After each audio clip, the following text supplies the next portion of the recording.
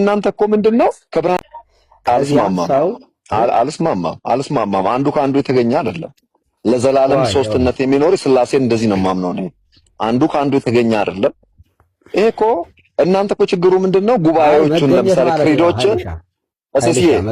ክሪዶችን ከመጽሐፍ ቅዱስ ለይተን ዶግማ እነዚህ አባቶች ድቤት ያደረጉባቸው እነ ኒቂያ ጉባኤን እና አትናቴዎስን እነ ኬልቄዶንን እና ኤፌሶን ጉባኤ እነዚህን እኛ እኮ እንደ ፍሬም የምንጠቀምባቸው እንጂ እንደ መጽሐፍ ቅዱስ 100% የመቀበል ግዴታም የለብንም።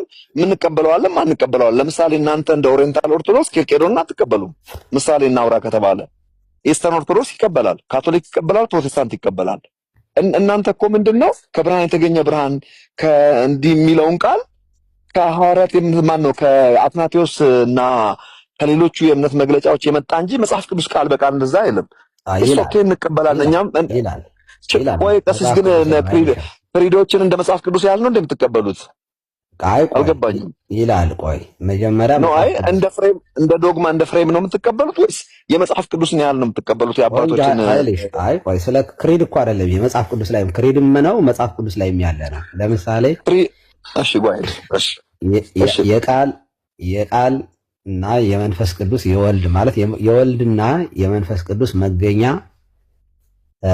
አብ ነው የሚለው ትምህርት የታመነ ትምህርት ነው። ማለት ልክ ከልብ ቃል እንደሚገኝ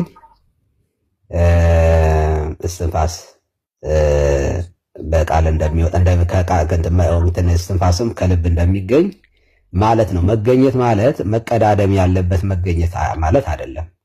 አንዱ ቀድሞ ተገኝቶ አብ ቀድሞ ተገኝቶ ወደ መገኘት እሱ ጋር መገኘት አስገኝ ነው እሱ።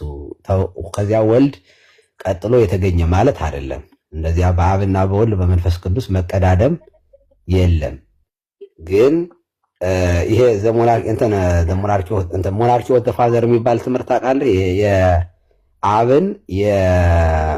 የአብና የወልድና የመንፈስ ቅዱስ መገኛ መሆኑን በየትኛው ቤተክርስቲያን የታመነ ትምህርት ነው። ከብርሃን የተገኘ ማለት ለምሳሌ አብ ማለት ነው ኃይልሻ አብ ማለት አባት ማለት ነው በግዕዝ። ዋው ወልድ ማለትስ ልጅ ማለት ነው። በጣም ጥሩ።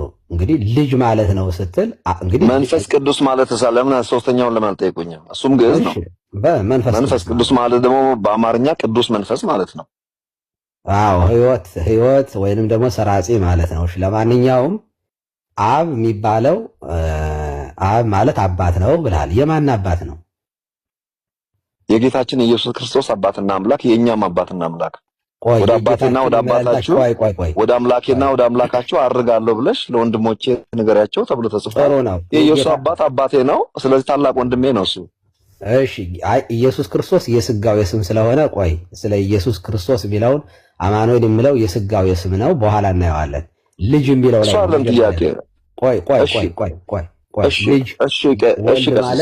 ወልድ ማለት ልጅ ነው ብለሃል አይደለ? እሺ ልጅ የተባለው ከድንግል ማርያም ከተወለደ በኋላ ነው ወይንስ ከድንግል ማርያም ከመወለዱ በፊት የእግዚአብሔር ልጅ ነበረ?